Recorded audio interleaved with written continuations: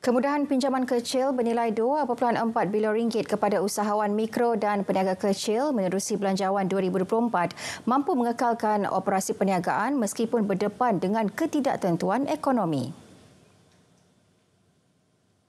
Salah satu benda yang kita lihat dari perbelanjaan yang dari belanjawan yang telah diumumkan tu, dia dapat membantu usahawan dari segi macam mana kita nak survival dekat dalam ekonomi sekarang.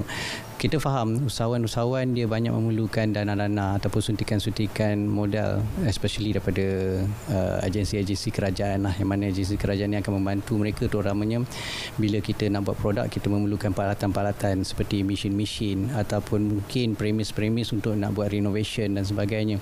Jadi dalam keadaan ekonomi yang tidak menentu, sedikit sebanyak dana ni mungkin dapat membantu usahawan ni untuk memanjangkan dia punya tempoh untuk dari segi nak rolling capital. Okey, kalau katakanlah kita ambil peluang apa yang telah kerajaan umumkan baru ni untuk dana ataupun untuk bantuan daripada agensi, of course dia dapat membantulah, tapi dengan syarat usahawan tu dia kena cepat untuk ambil peluang, sebab bila dia turunkan belanjawan ni nanti dia mesti ada allocation budget untuk certain usahawan. Jadi daripada situ mereka kena cepat dan segera ambil peluang supaya ianya tidak terlepas lah. Jadi dengan cara macam tu mungkin kesinambungan bisnes tu akan makin stabil. Belanjawan 2024 belanjawan tertinggi pernah dibentangkan yang bersifat lebih ihsan merangkumi semua aspek memperkasa ekonomi madani dan rakyat. Agihan peruntukan yang adil membantu golongan rentan yang terbeban dengan kos sara hidup. Kita ikuti kupasan Nur Ashikin Harun. Pensyarakanan Ekonomi Fakulti Pengurusan dan Perniagaan UiTM Kampus Remban, Dr. Faridah Pardi menjelaskan pelaksanaan subsidi bersasar antara yang dilihat cukup berkesan bagi membantu golongan sasar. Subsidi bersasar itu hanya difokuskan kepada barangan tertentu sahaja, utamanya kepada sektor kepada makanan seperti ayam dan telur,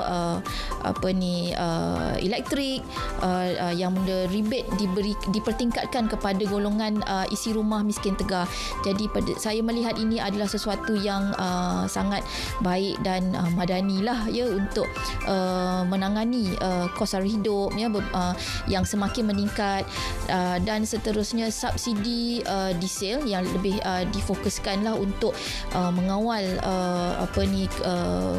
keseragaman lah dalam harga diesel supaya ia tidak disalahgunakan. Rata-rata ditemui juga bersyukur dengan pelbagai insentif dan inisiatif diperkenal menerusi pembentangan belanjawan oleh Perdana Menteri Jumaat lalu. Diveloplah bantuan dalam Anwar Ibrahim bagi pun untuk peniaga dengan rakyat memang sesuai lah. Tapi memang tujuan dia tu dia nak naikkan kita punya ekonomi lah. Ekonomi Malaysia yang dalam dan teruk. Dan rumah tu bagus. Tapi biarlah lebih kepada barang asas. Tu yang usaha. Yang sayur ni memang dah murah dah. Barang asas tu tak rapat. Beras, minyak, gula. Sebelum ni memang betul-betul dapat membantu saya lah, orang kata dengan perbelanjaan sekolah anak ramai, anak 4 orang semua sekolah. Jadi dapat ringankan beban sikit lah. Orang kata mama sekolah nak kena bayar itu ini kan, belanja sekolah lagi, tiap-tiap pagi nak kena bagi sekolah. Tumpuan khusus bagi Negeri Sembilan pula peruntukan untuk projek berkaitan keperluan utama rakyat. Antaranya, pembinaan klinik kesihatan rantau, pembinaan jalan desa Kuala Lukut Juah, rancangan tebatan banjir Sungai Jelai Kuala Pilah serta pembinaan SMK Agama Jempol. bagi Negeri Sembilan kita mengucapkan ribuan terima kasih. Kita dapat klinik kesihatan rantau, kita dapat jalan ataupun jambatan baru di Kuala Lukut, Chua, kita dapat tadika di Jempol, Jelai, kita di Tampin, kita dapat sebuah